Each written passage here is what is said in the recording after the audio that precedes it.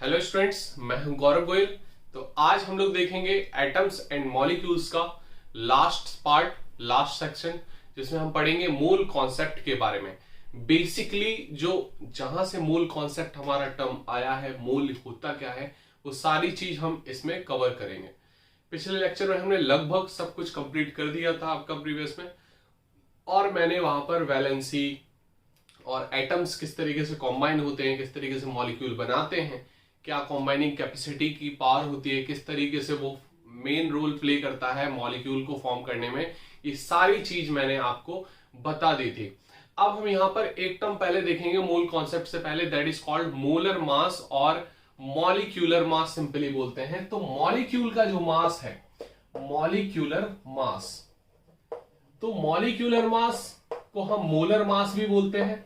Molar mass क्यों बोलते हैं वो भी मैं बता दूंगा आपको। मतलब एक मोल मॉलिक्यूल के मास, 1 मोल मॉलिक्यूल के मास को हम मोलर मास जनरली बोल देते हैं। तो वहां पर हम टर्म समझाएंगे जब हम मॉलिक्यूल आपको समझा देंगे मॉलिक्यूल का मतलब क्या होता है। मॉलिक्यूलर मास मतलब जैसे हमने बोल दिया, आपको बोल दिया CO2, सिंपल सा मॉलिक्यूल हमने ले लिया। तो यहां पर मास ऑफ जितने भी एटम है, मास ऑफ CO2 जब हमें निकालना हो तो बराबर में हम क्या करेंगे कि mass of carbon, mass of carbon जितने एलिमेंट है सबको लिख लो, मास ऑफ कार्बन, और ऑक्सीजन कितने हैं 2, तो 2 का मल्टीप्लाई कर देंगे 2, mass of oxygen, mass of oxygen, इस तरीके से आप कर लोगे।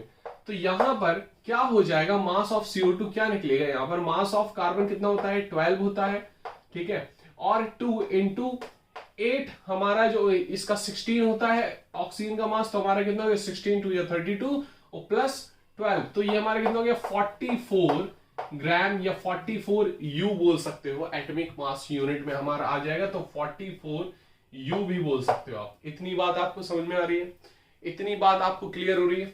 अब अगर हम सिंपली यहां पर देखें, अब हम अगर सिंपली देखें यहां पर कि CH4 का जैसे निकालना है, तो CH4 का कैसे निकालोगे, mass of carbon, mass of carbon plus 4 hydrogen है, तो mass of hydrogen, mass of hydrogen अगर बात कर लें, क्लियर हो रही बात की, यहां ग्राम भी आप यूज कर सकते हो। अब देखो इधर पे मास ऑफ कार्बन हमारा कितना हो गया 12 हो गया, और 4 इंटू मास ऑफ हाइड्रोजन कितना होता है 1 होता है हाइड्रोजन का मास, तो 12 4 बन जाए 4, 16 ग्राम आ गया CH4 का मॉलिक्यूल का मास, कितना हो गया 16 ग्राम।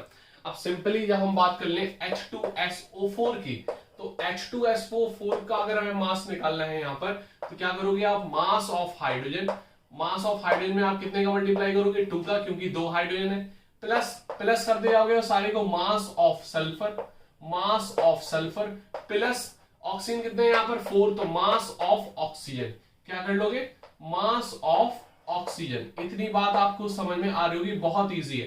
तो 2 into mass of hydrogen, mass hydrogen 1 होता है, 2 वन 2, सल्फर का कितना होता है 32, और 4 इंटू 16 होता है ऑक्सीजन का मास, तो 4 का मल्टीप्लाई कर दोगे, तो 2 प्लस ये कितना हो गया 34, और 16 4 का कितना होता है 64, आप दोनों को ऐड कर दोगे तो 98 ग्राम आपका इसका H2SO4 का मॉलिक्यूल का मास आ गया। इसको आप नोट कर सकते हो फटाफट, जल्द से जल्द।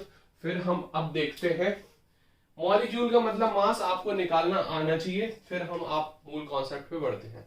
इतनी बात आपको समझ में आ रही, तो कुछ मॉलिक्यूलर मास आपको बिल्कुल पता होने चाहिए, जैसे आप निकाल सकते हो, निकाल लेना घर पे, NaCl का मास, ग्लूकोज का मास, ग्लूकोज का फॉर्मूला क्या होता है वो मैं अभी बता देता हूं, ग्लूकोज का मास, NaCl का मास, अमोनिया का मास, ये सभी मास आपको निकालने हैं।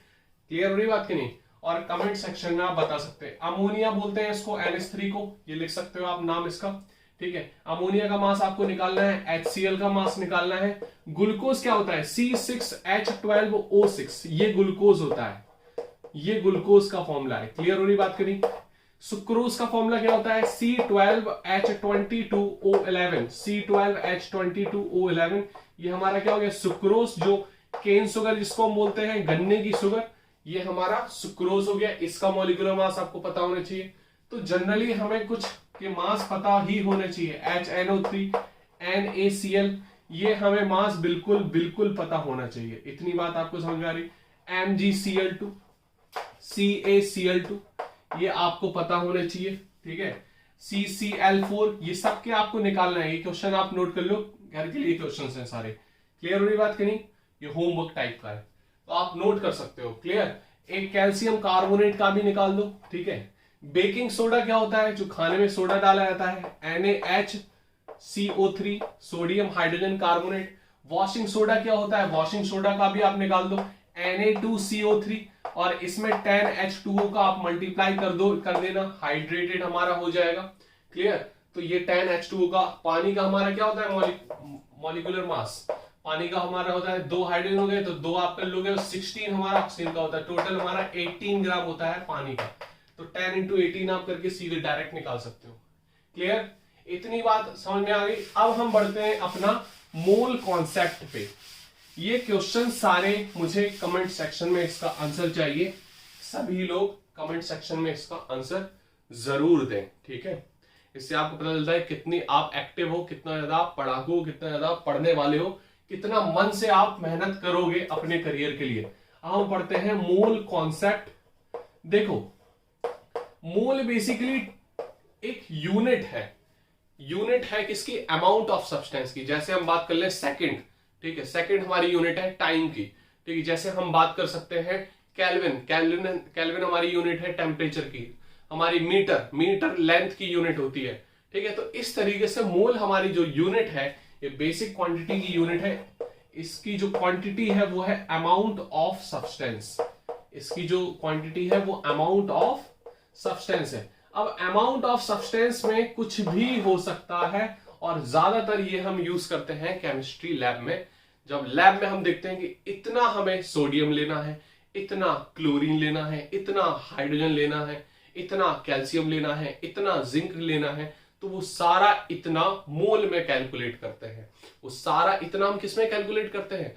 वो इतना मोल हमें सोडियम लेना है, इतने मोल हमें क्लोरीन लेना है, तो हम मोल से वहां पर कैलकुलेट करके निकालेंगे। इतनी बात आपको समझ में आ रही होगी?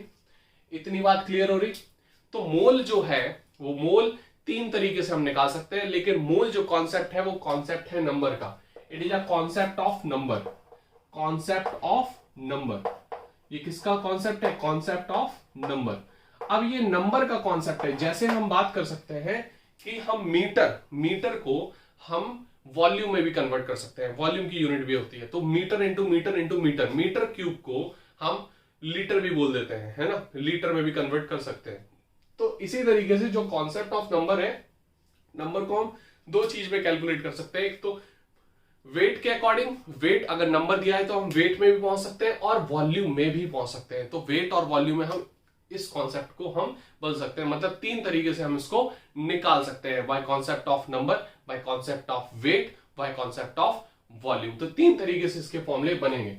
देखो, अब इसकी हम जो बात बताएं आपको, तो इसका जो प्राइमरी नंबर है ना, जो नंबर कॉन्सेप्ट है, तो 1 मोल बराबर कितने नंबर होते हैं? तो 1 मोल बराबर जो निकाला था एवोगाड्रो ने, वो निकाला था 6.023 इंटू 10 की पावर 23 इंटू 10 की पावर 23। 0.22 कुछ करके है, इसको ऑन एन एवरेज 0.23 ले लेंगे। तो यहां पर जो 10 की पावर 23 है, ये पावर बहुत इंपॉर्टेंट फैक्टर रखती है, ठीक है। पावर ही हमें सबसे पहले ध्यान होनी चाहिए। तो 10 की पावर 23 अगर पार्टिकल्स हैं इंटू 6.023 है, तो उसको हम 1 मोल पार्टिकल्स बोल देते हैं। ठीक, क्लियर हो रही बात? करिए। अगर इतने इलेक्ट्रॉन्स है तो बोल देंगे 1 मोल इलेक्ट्रॉन्स है, इतने प्रोटॉन्स है तो 1 मोल प्रोटॉन्स है, इतने अगर एटम है नंबर में तो हम बोल देंगे 1 मोल एटम है। अगर इतने मॉलिक्यूल हुए तो हम बोल देंगे 1 मोल मॉलिक्यूल है। अगर हम इतने आयंस मिल गए तो हम बोल देंगे 1 मोल आयंस होते हैं। 6.023 इंटू 10 की पावर 23। तो ये हमें कॉन्सेप्ट बिल्कुल पता होना चाहिए। It is a concept of number which is equal to 6.023 into 10 की power 23 particles, number of particles. Particles में कुछ भी हो सकता है। पार्टिकल्स में हो सकते हैं इलेक्ट्रॉन्स, पार्टिकल्स में हो सकते हैं प्रोटॉन्स, पार्टिकल में हो सकते हैं एटम्स, पार्टिकल में हो सकते हैं मॉलिक्यूल्स, और पार्टिकल में हो सकते हैं न्यूट्रॉन्स, पार्टिकल में हो सकते हैं, पार्टिकल में और क्या हो सकते हैं? आयंस। क्लियर हो रही बात की नहीं? तो कुछ भी ले सकते हैं। इतनी बात समझ में आ रही? ये इलेक्ट्रॉन E नेगेटिव को हम इस तरीके से, प्रोटॉन P पॉजिटिव होता है, तो तो इस तरीके से हम इसको लिख सकते हैं। क्लियर। अब आपको पता है कि कुछ यूरोपियन कंट्रीज में हमारा मोल डे भी मनाया जाता है। मोल डे, यस, मोल डे भी मनाया जाता है। मोल डे कब मनाया जाता है ये ऑर्डर पे डिपेंड करता है। इसको देखो 10 की पावर 23 मतलब 23, 10 मतलब 10वां महीना, मतलब अक्टूबर, 23 अक्टूबर को मोल डे मनाया जाता है। क्लियर हो रही बात की नहीं? 23 अक्टूबर को क्या मनाया जाता है? मोल डे। क्या मनाया जाता है? मोल डे। इतनी बात समझ में आ रही? फटाफट आप नोट कर सकते हो ये बेसिक सी चीजें। हम सीधे फॉर्मूले पे आएंगे और क्वेश्चंस को हम देखेंगे कि कितने टाइप से हम क्वेश्चंस करें और कितने प्रकार से हमें क्वेश्चंस मिल सकते हैं एग्जाम्स में, तो वो हम सारा चीज कवर करेंगे। क्लियर हो रही बात की नहीं? अब हमने आपको बताया कि मोल जो है वो हम 3 तरीके से निकाल सकते हैं। कितने तरीके से निकाल सकते हैं? 3 तरीके से। कैसे? By concept of number, by concept of weight, by concept of volume. By number concept, by number, by weight में भी कन्वर्ट कर सकते हैं इसको, और बाय वॉल्यूम में भी हम इसको निकाल सकते हैं। मतलब अगर कोई चीज वॉल्यूम में दी जाए तो हम वॉल्यूम में भी मोल निकाल लेंगे, कोई लिक्विड फॉर्म में दी जाएगी तो हम वॉल्यूम में निकालेंगे, कोई अगर मासिव सब्सटेंस में दी गई और हमें उसका गिवन मास पता है तो हम उसको मोल निकाल सकते हैं, और हम बाय नंबर कॉन्सेप्ट से भी मोल निकाल सकते हैं। Mole is denoted by small n. किससे डिनोट करते हैं मोल? स्मॉल एन से डिनोट करते हैं। किससे? स्मॉल एन से। क्लियर हो रही बात करें? तो mole is denoted by small n. इतनी बात समझ में आ गई? तो मोल को हम कैसे करोगे? स्मॉल एन बराबर क्या हो जाएगा? गिवन नंबर, आपको जितने जो भी पार्टिकल्स दिया जाएगा उसका नंबर आपको दिया जाएगा कि इतने नंबर सोडियम है या इतने सोडियम के पार्टिकल्स हम आपको दे रहे हैं। और अगर आपको गिवन नंबर दिया गया है तो आप क्या करोगे? 6.023 इंटू 10 की पावर 23 से क्या कर दोगे? आप डिवाइड कर दोगे तो आपको मोल मिल जाएगा। इतनी बात आपको समझ में आ रही होगी। अब अगर मैं क्वेश्चंस की बात करूं, कि मैंने बोल दिया कि 3.011 इंटू 10 की पावर 23 सोडियम के पार्टिकल्स है, सोडियम Na होता है, sodium particles, find its mole. तो हमें अगर इसका मोल अगर निकालना है तो फिर हम कैसे निकालेंगे? क्या करोगे आप? गिवन नंबर कितना है? 3.011 इंटू 10 की पावर 23 डिवाइड कर दोगे। ये हमारा क्या कहलाता है? 6.023 या 22 भी कर सकते हो इंटू 10 की पावर 23। इसको बोलते हैं एवागाड्रो नंबर। क्या बोलते हैं? एवागाड्रो नंबर। क्या बोलते हैं? एवागाड्रो नंबर। इसको कैसे डिनोट कैसे करते हैं? ए मतलब एवागाड्रो, एन मतलब नंबर, तो एवागाड्रो नंबर से हम करते हैं। और 3.011 इंटू 10.23 से हम क्या कर देंगे? एवागाड्रो नंबर का डिवाइड कर देंगे, तो ये खत्म, और ये 1/2, तो कितना हो जाएगा? 1/2 मतलब 0.5 मोल सोडियम थे इतने पार्टिकल्स में। इतनी बात आपको समझ में आ रही होगी। क्लियर? तो इस तरीके से क्वेश्चंस आएंगे तो आप कर लोगे। अब देखो यहां पर क्या होगा कि आपको मोल दिया जाएगा, एवोगाड्रो नंबर पता है, आपको मोल दिया जाएगा और आपसे पूछा जाएगा कि इतने मोल कैल्शियम में कितने नंबर ऑफ एटम्स हैं कैल्शियम के। तो आपको सीधे सीधे मोल का मल्टीप्लाई एवोगाड्रो से करना है, गिवन नंबर आपको मिल जाएगा। मतलब इस इक्वेशन में 2 चीज अननोन हो सकती हैं, या फिर मोल निकलवाने को बोलेंगे तो ये दे देंगे, और ये निकलवाने को बोलेंगे तो ये दे देंगे। इंटर कन्वर्टेबल आपको करना है। जैसे speed equal to distance upon time होता है, तो डिस्टेंस और टाइम आपको दिया जाता है, स्पीड निकाल लो, या फिर स्पीड टाइम दिया जाए डिस्टेंस निकाल लो, या फिर वहां पर टाइम पूछा जाएगा और स्पीड डिस्टेंस दी जाएगी। इतनी बात आपको समझ में आ रही होगी बहुत अच्छे से। तो ये चीज, ये कॉन्सेप्ट है नंबर का, इस तरीके से हमें क्वेश्चंस मिलेंगे। इतनी बात समझ में आ रही आपको? इतनी बात आपको समझ में आ रही? अब अगर बाय वेट का मैं अगर कॉन्सेप्ट देखूं तो बाय वेट में आपको क्या करना पड़ेगा? स्मॉल एन आपको निकालना है, तो गिवन वेट दिया जाएगा। अगर मैं बात कर लूं कि गिवन वेट इतना मैं आपको हाथ में या पुड़िया में आपको दे दूं कि इतना सोडियम क्लोराइड है, आपको क्या निकालना है, मोल निकालना है। तो आपको गिवन वेट मैं दे दूंगा या मैम दे देंगी या कोई क्वेश्चन में कोई टीचर आपको दे देगा, तो गिवन वेट अपॉन, अगर वो पुड़िये में केवल और केवल एटम है, केवल और केवल एटम, जैसे प्योर सोडियम आपको दे दिया तो उसमें केवल सोडियम का एटम है, तो उसमें आप सीधे एटॉमिक वेट लिखोगे नीचे, एटॉमिक वेट से आप डिवाइड कर दोगे। सोडियम का एटॉमिक वेट आपको पता है 23 होता है, मास नंबर आपको करना है डिवाइड, दैट्स इट। अगर मैं आपको मॉलिक्यूल दे दूं, अगर मैं आपको सोडियम क्लोराइड दे दूं, नमक दे दूं, तो मॉलिक्यूल हो गया, Na+Cl से मिला, तो वहां पर आपको मॉलिक्यूलर वेट से डिवाइड करना पड़ेगा। समझ में आ रही बात? इतनी बात आपको समझ में आ रही?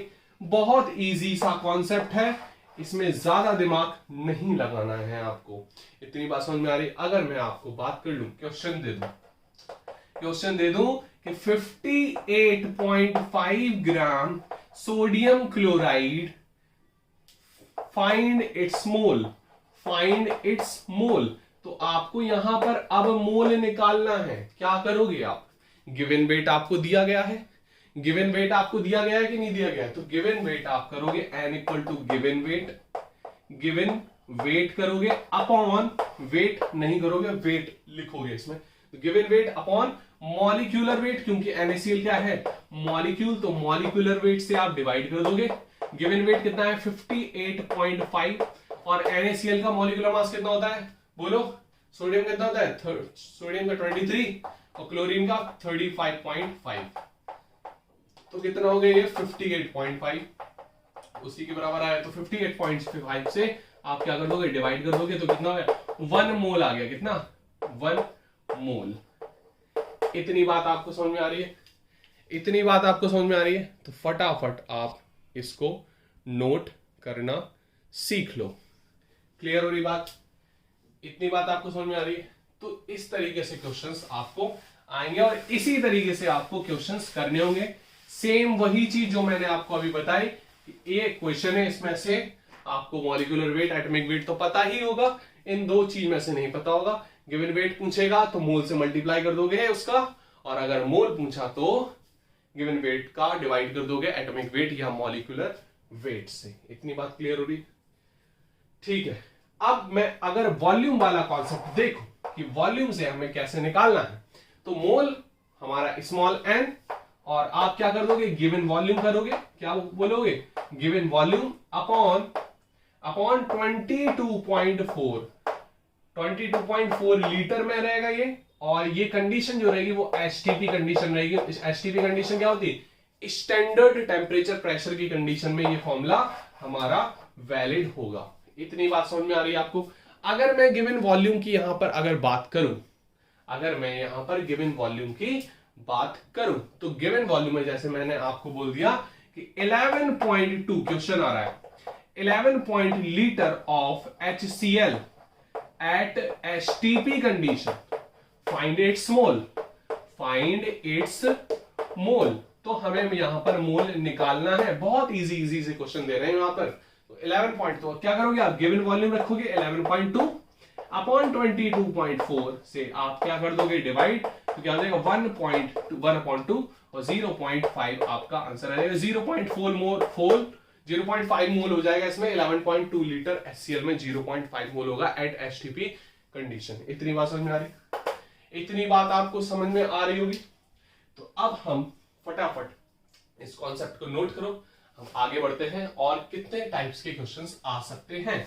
अब अगर मैं बात करूं कि क्या क्या क्वेश्चंस की रणनीति हो सकती है, किस तरीके से क्वेश्चंस की गुगली आएगी और आपको पिच पे डटे रहकर आपको बैटिंग करनी है, तो आप कैसे आप बाउंड्री पार करोगे, मतलब किस तरीके से क्वेश्चन सॉल्व करोगे। तो अगर मैं बात करूं, यहां पर एक आपको चीज नोट करने वाली है कि 1 मोल जो होता है, 1 मोल होता है बराबर एक तो एवोगाड्रो नंबर 6.022 इंटू 10 की पावर 23, 22 लिख लो, 23 लिख लो, कोई दिक्कत नहीं है, कैलकुलेशन में लगभग बराबर ही रहेगा। ठीक है, तो ये हमारा इतने पार्टिकल्स हो, इतने पार्टिकल्स और पार्टिकल्स लिख दिए मैंने, पार्टिकल्स में सब कुछ आ जाता है, इतने पार्टिकल्स बराबर 1 मोल होता है। या फिर आप बोल दोगे एटॉमिक मास, है ना, एटम के मास, एटम का मास जो होगा वो हमारा 1 मोल के बराबर होगा, ठीक है। या फिर मैं बात कर लूं 1 एटम का मास की बात कर रहे हैं, या फिर मैं बात कर लूं मॉलिक्यूलर मास, मॉलिक्यूल का मास, ये भी हमारा क्या होगा 1 मोल के बराबर। या फिर आप बोल दोगे 22.4 लीटर एट एचटीपी कंडीशन, ये भी हमारा 1 मोल के बराबर होगा, ये भी हमारा 1 मोल के बराबर होता है। क्लियर, इतनी बात आपको समझ में आ रही। अब देखो यहां पर ये तो आपको सूत्र मतलब फॉर्मूला याद करना है। क्लियर हो रही बात कि नहीं? फॉर्मूले को हिंदी में क्या बोलते हैं? सूत्र। तो ये सूत्र आपको याद करना है, ये फॉर्मूला आपको देखना है एक बार, ये सब कुछ बराबर होता है, यहाँ कोई फॉर्मूला नहीं है, ये छोटी सी नॉलेज है। अब देखो यहाँ पर अगर मैं बात करूं, अगर मैं सिंपली यहां पर बात करूं कि मोलर मास जो मैंने बात की थी, मोलर मास, तो मोलर मास आपको आप समझ में आया होगा कि 1 मोल मॉलिक्यूल का मास, 1 मोल मॉलिक्यूल के मास को हम क्या बोल देंगे? Molar mass. 1 मोल मॉलिक्यूल के मास को क्या बोल देंगे? मोलर मास, या मोलर मास पर मोल को हम बोल देते हैं मोलर मास। इतनी बात समझ में आ रही? इतनी बात समझ में आ रही आपको? तो पर मोल में जब हम एक मॉलिक्यूल का मास, मोलर मास देखते हैं, मॉलिक्यूल का मास देखते हैं, उसको बोलते हैं मोलर मास। अब मैं अगर बात करूं यहां पर बात करूं कि क्वेश्चंस किस तरीके से आ सकते हैं। देखो यहां पर अगर मैंने क्वेश्चन दिया कि HCl, ठीक है, HCl, अब इसमें आपको दे दिया गया कि 5.6 लीटर है, तो यहां पर हमें देखना है कि HCl हमारा 5.6 लीटर है एचटीपी कंडीशन पे, तो इसके कैलकुलेट मोल, क्वेश्चन क्या है? कैलकुलेट मोल, कैलकुलेट मोल, तो इसका आपको मोल निकालना है। सेकंड इसका क्वेश्चन क्या है? Number of electrons, number of electrons निकालने हैं, इसमें कितने हैं? नंबर ऑफ इलेक्ट्रॉन्स निकालने हैं। नंबर ऑफ प्रोटॉन्स निकालने हैं, नंबर ऑफ प्रोटॉन्स इसमें कितने होंगे ये आपको निकालना होगा, ठीक है। नंबर ऑफ एटम्स भी निकालना है, नंबर ऑफ एटम्स भी निकालना है, मतलब गिवन नंबर ऑफ एटम्स की बात कर रहे हैं यहां पर। तो इस तरीके से हमें कुछ चीजें निकालनी है। अब देखो मोल की बात करें तो मोल आप सीधे सीधे निकाल लोगे। क्या करोगे? अभी मैंने आपको बताया कि स्मॉल एन बराबर क्या कर दोगे आप? गिवन वॉल्यूम, गिवन वॉल्यूम इसका कितना है? 5.6 लीटर अपॉन क्या कर दोगे? 22.4 एचटीपी कंडीशन पे है, तो आप 22.4 लीटर कर दोगे, डिवाइड कर दोगे, ये 1/4 मतलब 0.25 मोल आपका HCl है 5.6 लीटर में। इतनी बात आपको समझ में आ गई। अब गिवन नंबर ऑफ इलेक्ट्रॉन्स पूछ रहा है कितने हैं, तो आपको पता है कि मोल बराबर हमारा कितना होता है? गिवन नंबर ऑफ इलेक्ट्रॉन्स मतलब given particles, given number upon Avogadro number, Avogadro Na। Clear? Mole आपको दिया गया है कितना? 0.25। इतनी बात आपको समझ में आ गई। Na का मल्टीप्लाई कर दोगे कितना? 6.022 इंटू 10 की पावर 23। ये क्या हो गया? Given number of electrons, given number of electrons. समझ में आ रही बात कि नहीं? तो अब इलेक्ट्रॉन्स है कितने भैया? क्लोरीन में कितने होते हैं? 17, हाइड्रोजन में 1, 18 से आप और मल्टीप्लाई कर दोगे। समझ में आ रही बात कि नहीं? तो ये आपका निकल आया HCl में इतने नंबर ऑफ क्या है? इलेक्ट्रॉन्स हैं। सेम प्रोटॉन्स भी इतने ही होते हैं, जितने इलेक्ट्रॉन्स उतने प्रोटॉन्स, क्योंकि न्यूट्रल मॉलिक्यूल है ये। तो सेकंड का और थर्ड का आंसर सेम रहेगा। Clear? Given number of protons भी सेम रहेगा। नंबर ऑफ एटम्स की बात करें तो यहां पर ये दोनों चीज सेम रहेगी, बस एटम्स कितने हैं? एक हाइड्रोजन एक क्लोरीन, तो आप 2 का मल्टीप्लाई कर दोगे, 2 इंटू 0.25 इंटू 6.022 इंटू 10 की पावर 23, और ये आ जाएगा गिवन नंबर ऑफ एटम्स। इतनी बात समझ में आ रही? Given number of atoms presented HCl। Clear? तो फटाफट आप नोट कर सकते हो, ये 4th का आंसर है। सारी चीज क्लियर हो चुकी है और आप अच्छे से नोट कर सकते हैं। क्लियर हो रही बात? तो यहां पर आपके और भी क्वेश्चंस होंगे, वो क्वेश्चंस अब मैं करवाऊंगा लाइव क्लासेस में। आपकी लाइव क्लास होगी, जो क्वेश्चंस और भी होंगे। चैप्टर आपका एटम्स एंड मॉलिक्यूल्स यहां पर खत्म हो चुका है, ठीक है। और वहां पर लाइव क्लासेस में कुछ 1-2 टॉपिक भी मैं थोड़ा एडवांस बता दूंगा, एक्स्ट्रा बता दूंगा, और जो भी आपके डाउट हो वो पूछ सकते हो कमेंट सेक्शन में डालकर। आपको सब कुछ क्लियर कट हो जाएगा, एक लाइव क्लास और लगेगी, तो डाउट भी जो भी होंगे सारे क्लियर हो जाएंगे। डाउट क्लास आप उस समय बस आप प्रेजेंट रहें, लाइव क्लास को ज्वाइन करें तो आपका सब कुछ क्लियर हो जाएगा। क्लियर, लाइव क्लास का अनाउंसमेंट मैं जरूर कर दूंगा, ठीक है। और जितने भी क्वेश्चन है सबसे पहले आपको करना है एनसीईआरटी के सारे क्वेश्चन सॉल्व करना है, सबसे पहले एनसीईआरटी सॉल्व करनी है। दूसरा फिर आप लक्ष्मीर सिंह के क्वेश्चंस को सॉल्व कर सकते हैं। असाइनमेंट्स में देता रहूंगा बीच बीच में। लक्ष्मीर सिंह एनसीईआरटी के बाद लगानी है आपको, वेरी शॉर्ट लॉन्ग जो भी लगाना हो, जितनी इच्छा हो सब कुछ कर लो, उसमें बहुत से क्वेश्चन दिए रहते हैं, ठीक है। अब आगे हम देखेंगे लाइव क्लासेस में और भी डाउट्स और भी क्वेश्चंस। यहां पूरा क्लियर हो चुका है आपका, नोट कर लो फटाफट।